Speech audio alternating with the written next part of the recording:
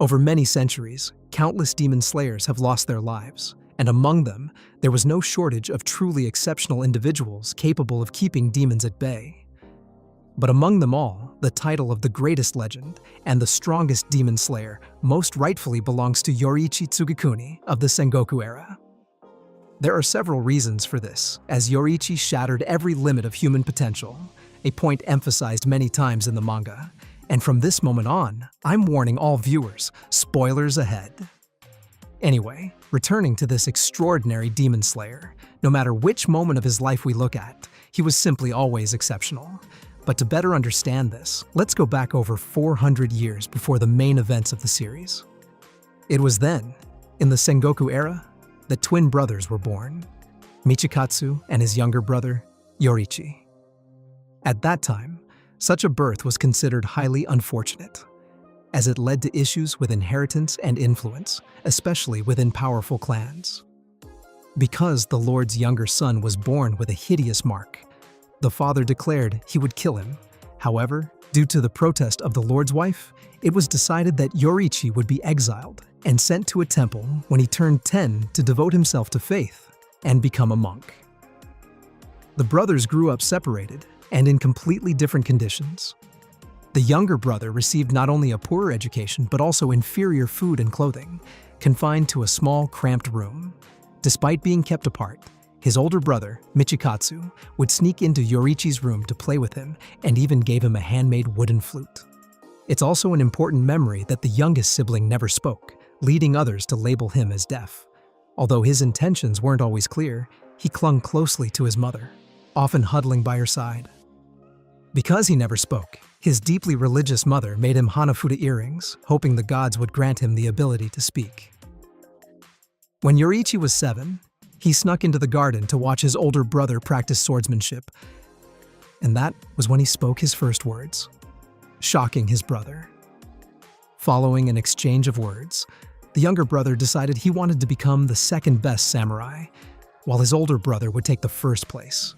This led to the first duel between the 7-year-old Yoriichi and his brother's instructor. The boy won unilaterally, knocking the teacher, who moments before had been teaching him the basics, unconscious. This was also the moment Yoriichi realized that hurting someone was a terrible feeling, and he decided to give up on his dream. The key to his victory was his mark, specifically the Demon Slayer mark. Through it, he gained not only superhuman strength and speed, but also insight into the interior of his opponent's body, the transparent world.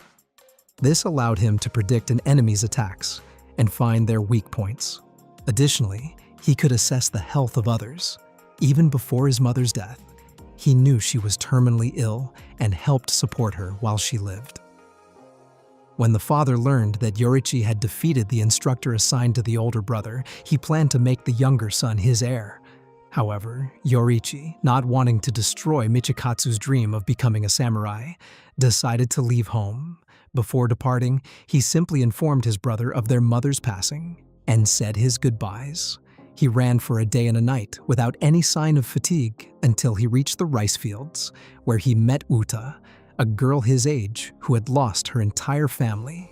10 years later, he and Uta married. Before the birth of their child, Yoriichi left home to find a midwife, promising to return before sunset. Unfortunately, he was delayed, and when he returned, he found his wife and unborn child dead. In his despair, he spent 10 consecutive days with their lifeless bodies, cradling his beloved to his chest. He stayed there until he was finally convinced to bury her by a demon slayer who was tracking a demon. Thus, Yoriichi's dreams of a peaceful life with his family were shattered, and he decided to pick up the sword once more and become a demon slayer. During his journey, his path crossed with his brothers again. This time, the younger brother witnessed Michikatsu's subordinates being attacked and killed by demons. Yoriichi defeated them effortlessly and apologized to his brother for arriving too late. Wanting to help others deal with demons, he sought to teach his breathing technique, which only later became known as sun breathing. However, no one could match his form. Therefore, he modified his techniques to suit specific slayers, giving them a previously unseen advantage. In this way, He created water, wind, flame, stone, and thunder breathing. The best of those he taught soon became known as the Hashira Pillars. It was undoubtedly the golden age of demon slayers. However, nothing lasts forever.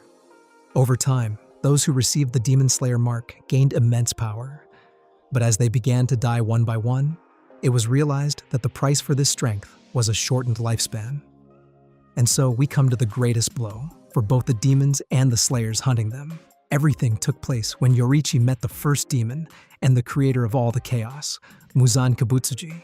This meeting made him realize he was born to destroy the Demon King forever. As I've mentioned before in one of my videos about Muzan, this was the moment the Demon King was at his most overconfident, finding breathing users boring. He likely never expected to stand before the creator of those styles, and the user of the strongest one of all. A legendary battle ensued. Yoriichi even remarked that every single one of Muzan's strikes could have brought him certain death. It was the first time he felt true fear. Seeing that Muzan had 7 hearts and 5 brains moving inside his body, the Demon Slayer combined all his forms into a single attack, dismembering Muzan and preventing him from regenerating. Yoriichi approached to end the Demon King's life, but in an instant, Muzan's body burst into 1,800 pieces. Yoriichi managed to cut more than 1,500 of them, but the first demon managed to escape and eventually regenerate. However, this event was forever etched into Muzan's memory, and every recollection of it filled him with terror. This leads us to what was considered the greatest sin a demon slayer could commit. Muzan had been accompanied by a female demon, Tamayo, who was clearly disappointed that her master and oppressor had escaped. Because Muzan's curse was weakened, she told Yoriichi everything she knew about him. In exchange for her help, the legendary warrior's kind nature allowed the female demon to go free. Shortly after, he learned that his older brother had become a demon and betrayed the organization. This meant Yoriichi could no longer be a demon slayer, especially after letting a subordinate of the Demon King go and failing to kill the main target, Muzan himself. Some members of the organization wanted him dead, but ultimately, Yoriichi was only exiled. Overwhelmed, he decided to visit his old friend, Sumiyoshi, the ancestor of the family to which Tanjiro belongs. He told his friend about everything that was tormenting him. Sumiyoshi didn't know how to react or what to say. Then came the moment when Sumiyoshi's daughter wanted Yoriichi to hold her. Yoriichi began to weep bitterly, likely remembering his own family. At the request of Suyako, Sumiyoshi's wife, Yoriichi demonstrated his strongest style. The display was so beautiful, it looked as if it weren't performed by a human. This is how sun breathing was preserved through the generations, thanks to the great devotion of Sumiyoshi, who received Yoriichi's Hanafuda earrings before he left, knowing he would never see him again. We are nearing the end of the tale, the final acts of the strongest man to likely ever walk the earth. He even defied the curse of the Demon Slayer mark. No one else who possessed it lived past the age of 25. At over 80 years old, blind, likely due to the curse, but still slaying demons, he finally stood against his older brother, now known as Kokushibo, the strongest demon among Muzan's subordinates. Seeing his brother in that state, Yoriichi simply wept for his fate. After warning him exactly when he would strike, he attacked. Kokushibo didn't even have time to reach for his weapon before his neck was already cut. He realized then that Yoriichi, even as an old man, was still at the peak of his power. Kokushibo was convinced he would die with the second strike, but it never came. Yoriichi died in a perfect stance, frozen like a wax figure. That is how the greatest, never-defeated legend passed away. Enraged that someone so perfect could die of mere old age and still remain superior to him, Kokushibo, in his fury, slashed Yoriichi's corpse, cutting in half the flute he had given his younger brother when they were small. Realizing what he had done, the demon began to cry, and ultimately took the small wooden flute with him.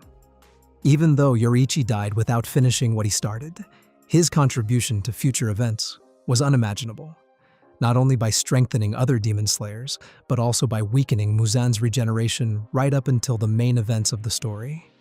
It is only a shame he couldn't experience true happiness during his lifetime. And that's all for today. This episode has a completely different format than my other character profiles. But this whole story is so interesting that I really wanted to present it in this brief history style. Let me know what you think of this format and what captivated you most about the story of Yoriichi, the strongest demon slayer.